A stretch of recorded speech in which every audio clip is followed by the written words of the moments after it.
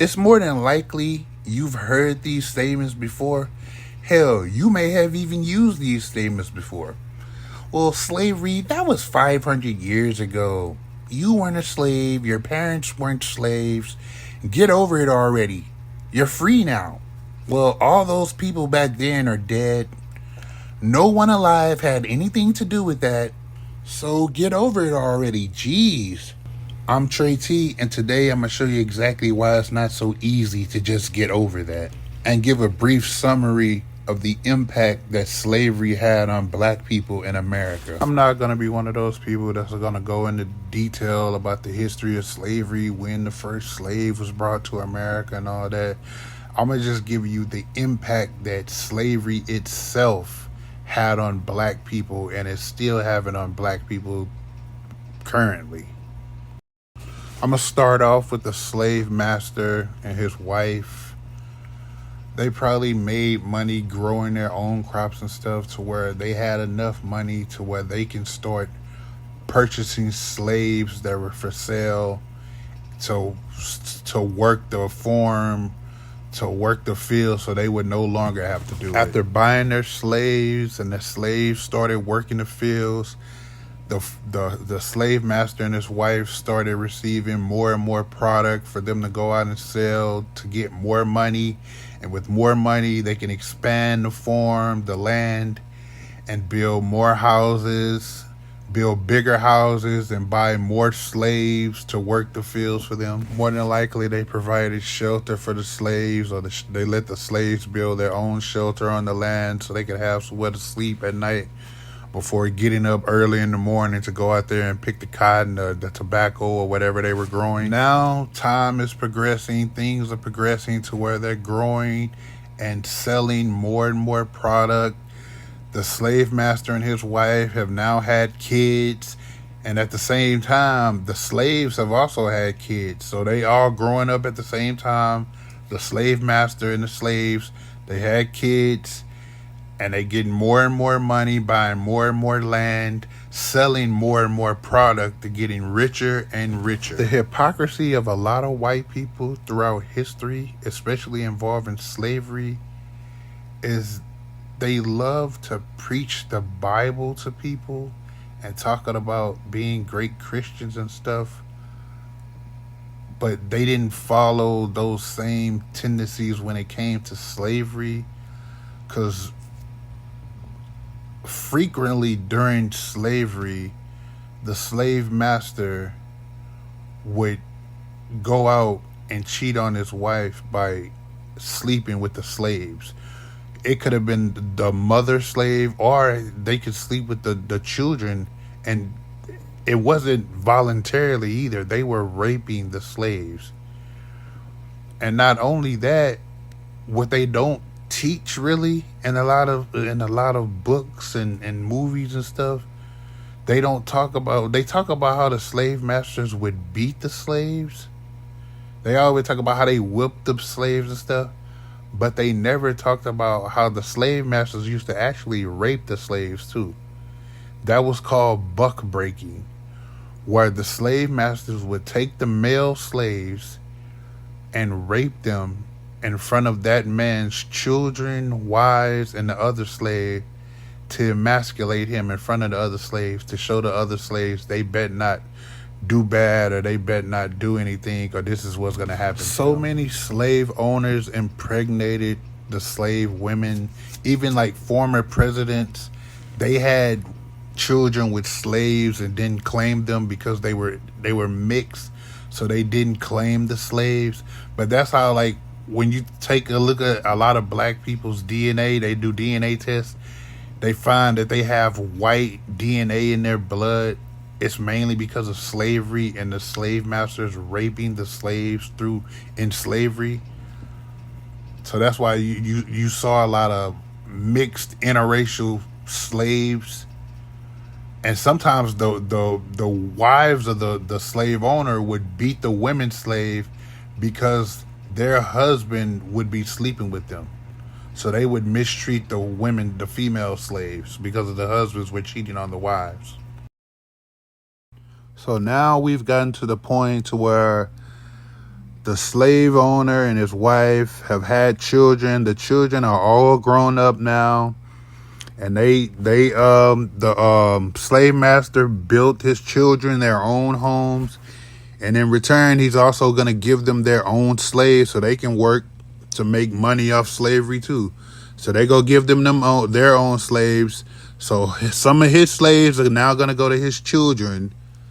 So that means the children of the first slaves who were born into slavery stay in slavery because now they're going to be slaves to the slave master's children.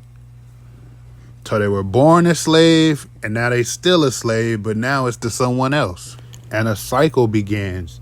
More and more and more. The original slave master, him and his wife have gotten old. His slaves have gotten old, but their children were passed down to his children, which in return, his children got married.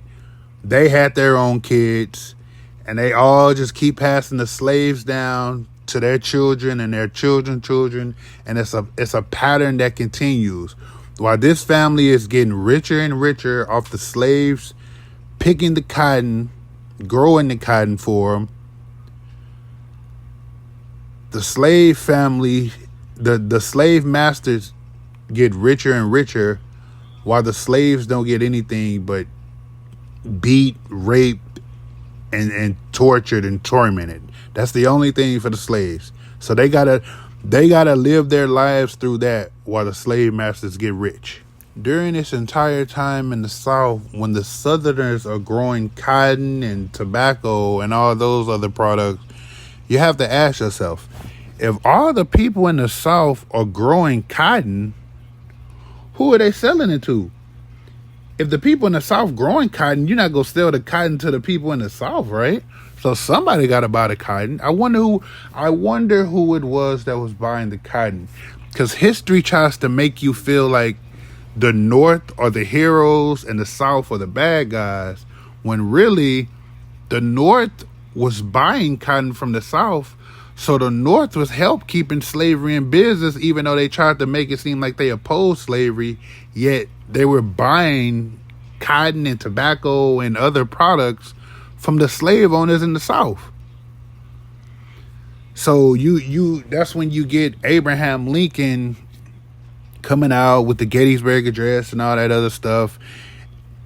But people try to make it seem like Lincoln was just this great emancipator. Oh, he cared about the slaves. Lincoln didn't care about the slaves. People, please stop that lie that Abraham Lincoln cared about the slaves, because he didn't. Though most of the cotton was sold and traded globally to people across the world, some of that cotton still made its way to the North. Even though the North, they tried to grow their own cotton, but a lot of the cotton that they did receive, they traded from overseas. But the cotton that they traded from overseas came from the people in the South. So it's basically like they directly bought the cotton from the slave masters in the South. Because the United States became the main country for cotton during the 1800s. And that came mainly from the South. So you might as well say that the North, directly or indirectly, was getting its cotton from the South. But Abraham Lincoln, he himself, he didn't care. Abraham Lincoln said, if I could end the Civil War without freeing any slave, I would. He didn't give a damn about the slaves. The only thing Abraham Lincoln cared about was the damn Union. To his credit, he also did say, if I could end the Civil War with freeing some of the slaves, I would. And if I could end the Civil War, but he also said, if I could end the Civil War by freeing some slaves, no slaves, or any slaves, I would. But Abraham Lincoln also thought that black people should not be held at the same positions as white people. He didn't think that the races should mix interracially, like dating and stuff. He didn't think black people should hold positions in like politics and stuff like that. So for all the people who like to say, well, All those people, well, Democrats haven't been this upset since Republicans and Abraham Lincoln freed the slaves. Abraham Lincoln didn't give a damn about the slaves. And also, the Democrats back then are basically the Republicans now, and the Republicans back then are the Democrats now. Then after the slaves were supposedly set free, you had the Reconstruction era, where black people were supposed to be free and supposed to be able to have the same rights as white people. But that turned out not to be true. Abraham Lincoln got killed, and then Andrew Johnson became the president. And Andrew Johnson was like, nah, forget these black people. They not on the same level as white people. So we go leave it up to the individual states to determine, the states in the South, how to determine what they want to do with their free slaves. Enter the black codes. Then you have the black codes, where basically any free slave could get in trouble for doing nothing, could be arrested and sent right back to the slave plantation that they were just supposedly set free from, and put right back to slavery as a prisoner, kind of. So instead of it being called slavery, it's like you've been put in jail and you got to work the fields and stuff like that. That's what the black codes were, where they would just round up black people and throw them right back into slavery, basically. And then you have Jim Crow, where more and more black people who were just trying to live and survive and own their own land and build houses and create generational wealth, they were basically killed and tortured and beaten and raped, hung from trees, just for being black. No other reason. They didn't do any. You can just look at somebody. Oh, you're looking at me? Kill that dude. That's all. That's what Jim Crow was. White people did not want black people around them just because they were black. Black people didn't have to do shit to them. Oh, you're black? Oh, I don't want you around me. I'm going to kill you. That's what Jim Crow was. That's what the hell was like for black people. That's the hell that they had to go through. And it's ridiculous for people to say, well, why don't you just get over it? That was so long ago. Like, do you not realize like some of those people who lived through that era are still alive? They have children that are in their 40s and 50s. Like, they lived through that. And the fact that you tell people to get over that, like, I never hear people tell Jewish people to get over the Holocaust, but it's like a tradition for people to tell black people to get over slavery. Black people fought so hard for integration, when really like, yes, it's good to be together, but integration actually hurt black people more than it helped black people. During segregation, black people had their own towns, their own businesses, their own homes, their own schools, their own churches. They thrived. All black people really needed was to just be treated fairly and not be killed and hated on and beaten and stuff like that. It, like, they didn't really need integration. Black people were doing well during segregation, to the point to where black people were so successful during segregation. You had towns called Black Wall Street, and black people were doing so well that some of the white people who were not doing so well got jealous. And like, throughout history, I'm not going to go through all of them. I listed a couple of them in this video, but you can go through history and see how many a majority of black communities were burnt down, and the people, hundreds and thousands of black people were killed, and thriving black communities, all because it usually starts with, oh, a black person was accused of raping somebody or touching a white woman, or it's always some shit like that. Where a black person is accused, a mob of white people come into the town and they kill hundreds of people in the town or dozens of people in the town, and then they burned the town to the ground. And that's what black people have had to go through. Black people can never just live. That they had their own communities. They weren't bothering you, but because someone lies and say somebody raped them, you come through and you burn the town down. And some of the places they burned the town down, and the people, it never recovered. People never went back to those cities, and like they built lakes and stuff, parks and stuff over them. Like Seneca Village in New York, they tore that down where it was a predominantly black neighborhood. They tore that down to make room for Central Park.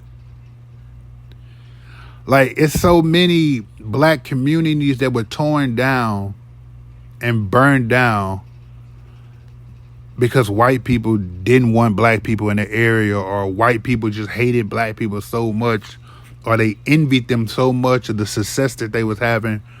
Oh, those niggers over there are doing so well, but I'm over here struggling. I don't like that. They're not on the same level as me. Let's go do something about it. So they go kill black people, burn the town down. So then you fast forward decades later, after the Civil War, Reconstruction, all that, and you have, like I say, you got black neighborhoods and you got white neighborhoods. Now this is mainly after they burnt down all the successful black neighborhoods. You have black neighborhoods in situations where they don't have a lot of resources around them compared to the resources that white neighborhoods have. Like white neighborhoods, you may see parks, you may see businesses, hospitals, amusement parks, just playgrounds, youth centers, stuff like that. Churches. But in the black neighborhood, the only thing you go see train tracks. You go see some beat up houses. But they go make sure they have the church there. Black people have been conditioned to, whatever you go through, remember, God loves you. You got to believe in God. God loves you so much. Always go to church. God told you he loves you, and nothing bad will ever happen to you. You need to believe in him. So black people always go build that church. That's the slave masters made sure that the slave masters beat and tortured and raped and killed their slaves, but they made sure their slaves went to church on Sunday. Those good Christian slave masters made sure their slaves went to church. But at the same time, they were raping them and killing them and beating them and stuff like that. But hey, that's the difference between predominantly white neighborhoods and black neighborhoods. Speaking of the neighborhoods, that's when you get to redlining and gerrymandering. Redlining is when businesses like banks and insurance companies refuse or limit certain communities and neighborhoods of getting loans and mortgages based off where they live. They draw lines around the areas where they feel it'll be good to do business and where it wouldn't be good to do business. So the predominantly black communities on the map, you'll see they had red lines drawn around them. And like predominantly white neighborhoods had either yellow or green lines indicating, oh yes, this is a good neighborhood to do business with. And then the same with gerrymandering is to where a political group focuses, even though it's a lot of people in their community, they focus on the main part of the community and don't worry about even catering to those other people, because it's rigged to where all I got to do is worry about these people. I can get their vote and I'll still win. I don't got to worry. I don't got to visit these other people and talk to them and tell them what I'm going to lie about doing for them, which I'm not going to do. That's what gerrymandering is. Now we're going to fast forward to the 70s and the 80s. Now here we go. We get to the war on drugs era. So basically, when you look at these predominantly black communities and Hispanic communities, they're flooded with drugs and alcohol and guns. And you really have to ask yourself, where did all this stuff come from? Did these black and Hispanic people, did they come up with crack?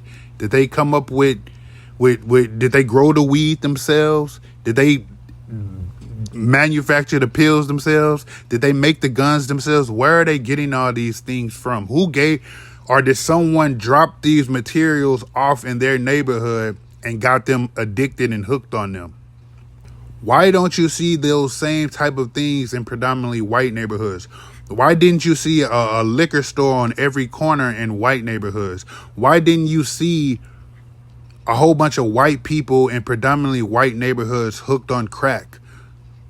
Why didn't you see a whole bunch of people in white neighborhoods getting arrested for pills and weed and stuff like that, like they did in predominantly black and Hispanic neighborhoods?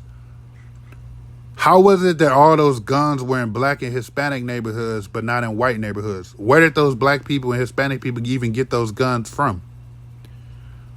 Is that why the prison system is mostly black and Hispanic people in prison? That is a direct result of the whole Ronald Reagan war on drugs, Joe Biden 1994 crime bill, to where these black people and Hispanic people in these neighborhoods, all of a sudden they hooked on crack and selling weed and selling crack and selling cocaine and killing people. So they put them in, like, those communities, they make it to where now it's a police state.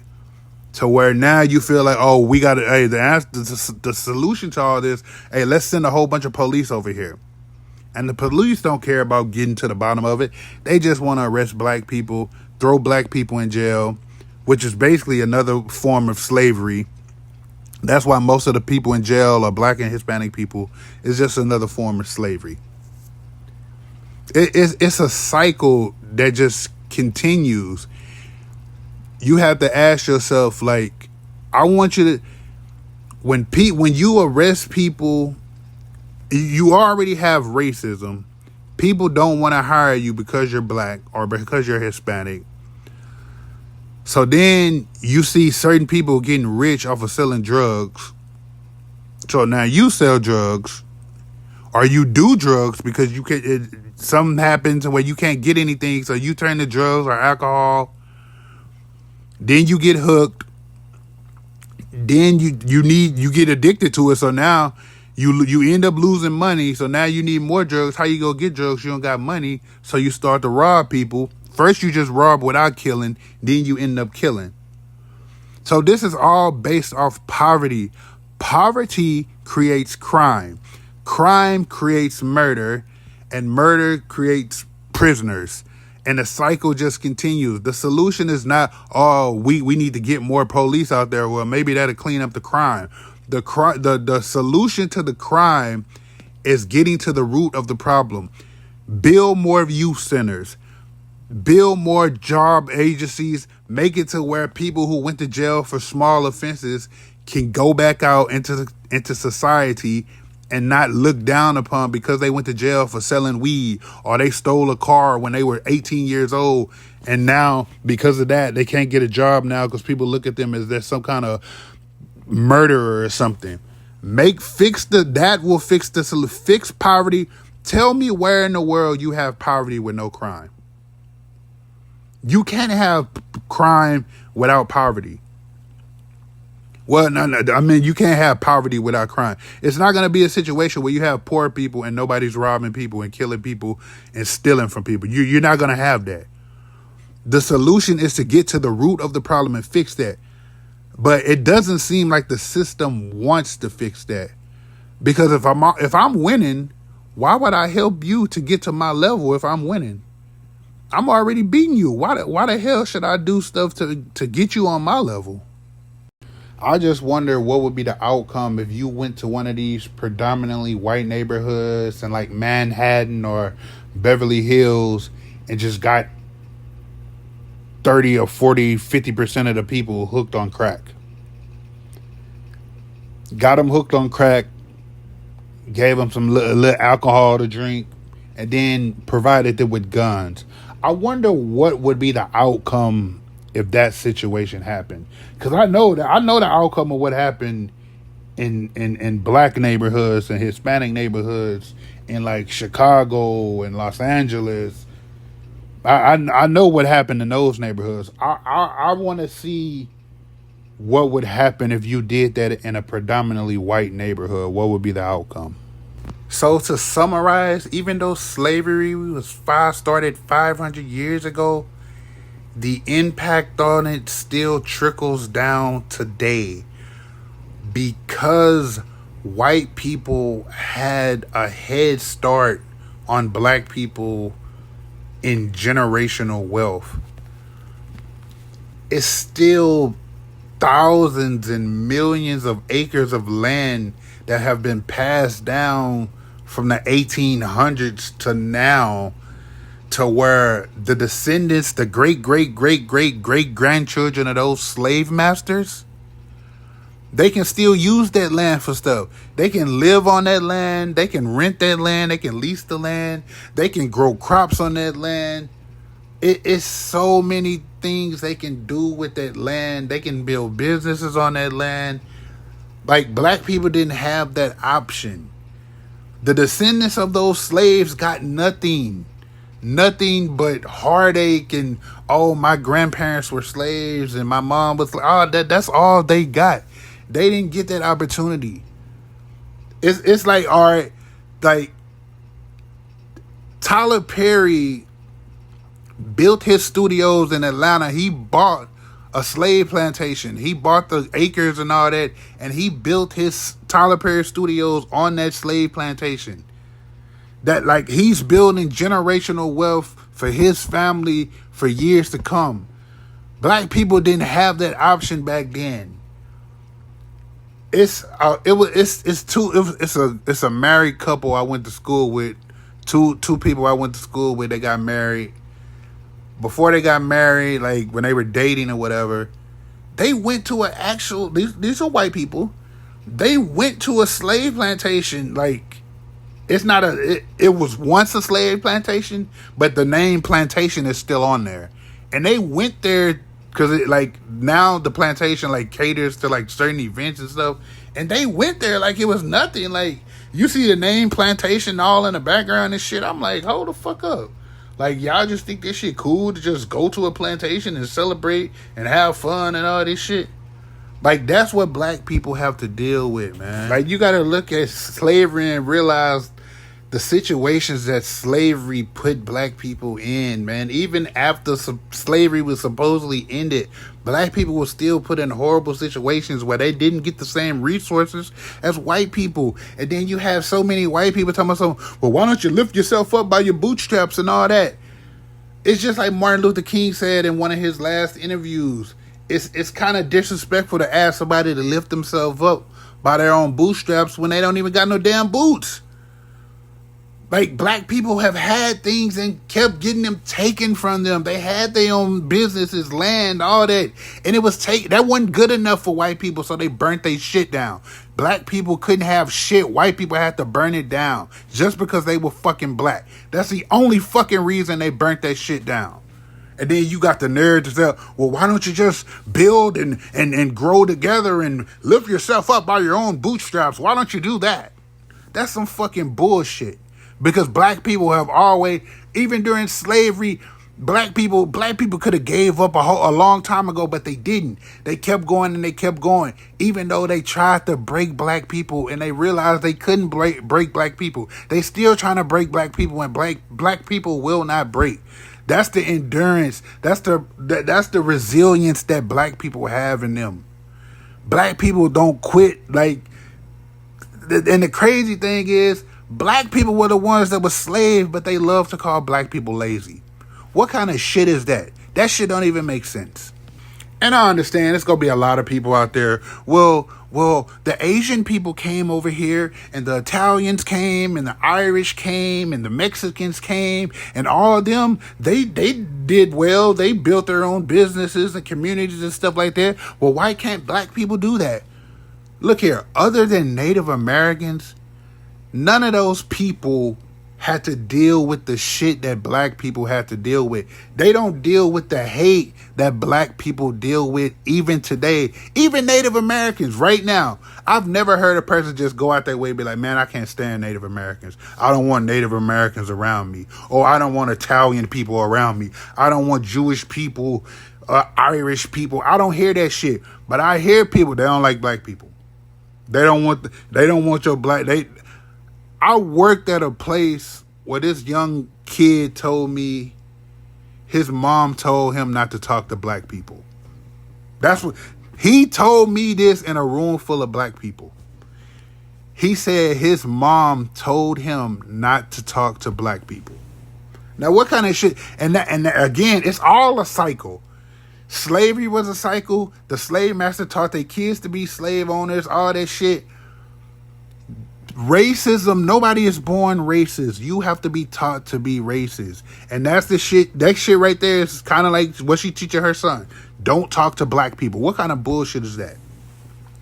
But yeah, that has been my summary on the impact of slavery and what it has done to black people and the impact it has today. But at the end of the day, it's all about what is right, what is wrong. Black lives matter, white lives matter, Hispanic lives matter, Asian lives matter, Native American lives matter. Everyone should just treat each other with the same respect you would want to be treated with yourself. Like, just because you hear someone say Black Lives Matter, that does not mean they are saying your life does not matter. I don't understand why people are pretending when they hear Black Lives Matter that people are saying only Black Lives Matter. Nobody is saying that. That's like you going to pay your bills and I tell you, when you pay your bills, pay mine too. My bills matter. You're not worried about my bills right now. You worried about yours. That's the same thing with black lives. We're not saying white lives don't matter. We're just saying right now we focused on black lives. So at the end of the day, peace and love to everybody. Trey T out.